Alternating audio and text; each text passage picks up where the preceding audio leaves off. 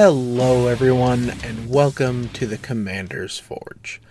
My name is Andy Bentley, and here at the Commander's Forge, it's an area for me to talk about Magic, Commander, and anything else that I feel like I want to talk about.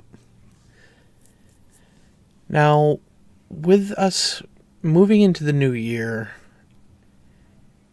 and looking back on the last year, it was stressful. It was very stressful. So, a big part of what I want to do moving into 2022 is just alleviate a lot of my stress. And a big part of that's just going to be focusing a little more on Magic. Maybe not so much on the content creator side, but I just kind of want to sit down and play more Magic because that's usually where I go when I'm stressed. So that is kind of my Magic related goal for this year. My other one is, as I'm sure you're aware if you've been listening, I started a bariatric program and I'm trying to get my weight under control, and my goal there is to hit 250 pounds, and I've still got a long road ahead of me. But yeah, I just kind of wanted to look back at 2021 and see, what happened. Like, that's the whole premise behind recording my games. Maybe not like recording them in video, but like writing down, turn order, who went first, who won, decks that were played. Because then you can quantify that into seeing how many unique people you play against, who you played against the most, the commanders that you've played against the most, the commanders you've played the most. And yeah, I just kind of thought it would be nice to take that look back and, see just how terrible I really am at Commander.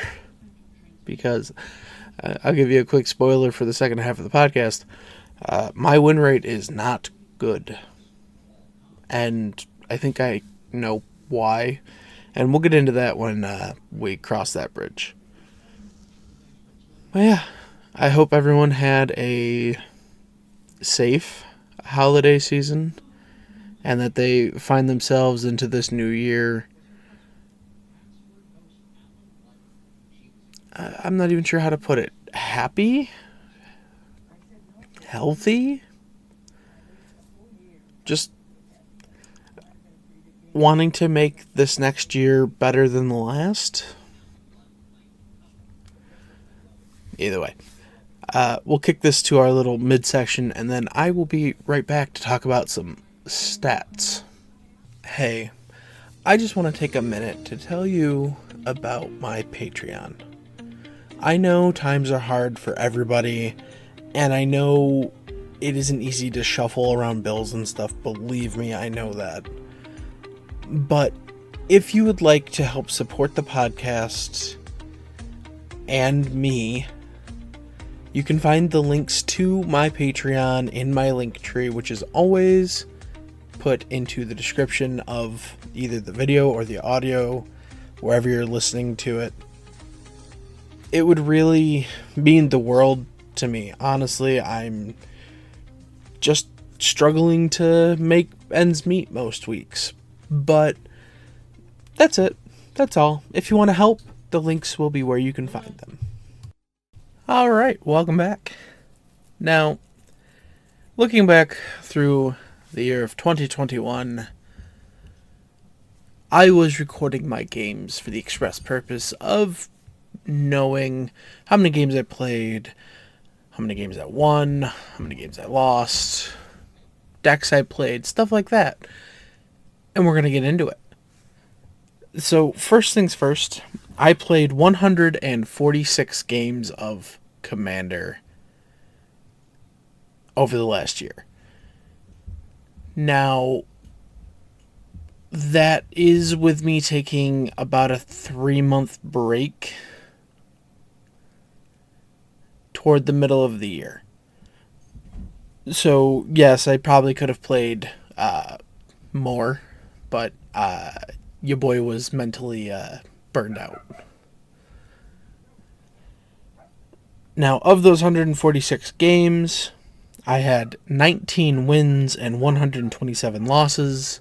That works out to about a 13% win rate, which is honestly very low when most people expect to be around 20 to 25%. But I know why. So I tend to play a lot of aggressive decks. The whole premise there being, if we can move the game along, there's a better chance of playing more games. So a lot of times I tend to push board states, and that can be very punishing. But it's also the way that I like to play. So, meh. Now, breaking that down a little farther, I can tell you that I played with 76 unique players over the course of the last year. And a lot of it was over webcam because, there's a plague going on. And I'm sure a bunch of those people I would never have gotten games with without playing over webcam. Now, breaking that down even farther, the top people that I played with, I can break down into... It's the top 5 spots, but there's a tie for the 5th spot between 4 people. So, first up we have Andy F., or Andy Flory from the Guardian Project podcast. I played against him 67 times. Parker S. from the Guardian Project podcast Discord, I played against him 57 times. Mike Coyle from the Guardian Project podcast, I played against 33 times. And then Kyle A., also from that Discord, I played against 19 times. Now, in that 5th spot position, I said there were 4 people. Kyle B., Carl B., Brian L., and Lenny Woolley. I've played against them all 17 times over the last year, and again, they are all from the Guardian Project podcast Discord, which has kind of become my quote-unquote home meta. Just a bunch of great people, and if you are ever looking for a place that's going to play Magic and have a lot of people interested in playing Magic, I can't recommend their Discord enough. But yeah, it's just, you don't really think about it until you actually start crunching the numbers.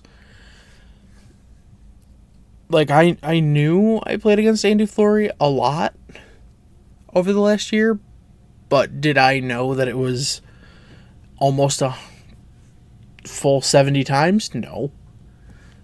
It just, putting it into perspective really kind of opens your eyes to trends. But, yeah. Looking at my next category, I played 41 unique decks, which, I don't know, maybe that seems like a lot or a little to you, but I tend to brew decks, and decks can kind of shift and change over time. But the full breakdown, the number 1 deck I played this year, which shouldn't really surprise anybody, was Lyndon the Steadfast Queen at a total of 15 times. Followed by my Niv Mizzet Reborn Gigantha companion deck at 10 times. And then in third I have Yumori the Collector, my Planeswalker control deck, at 9 times.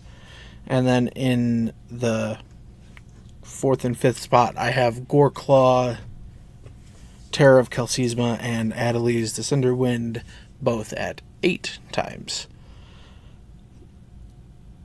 And even just looking at that list, it's kind of funny that, like, I do tend to play aggro decks, but Linden is the only true aggro deck on that list.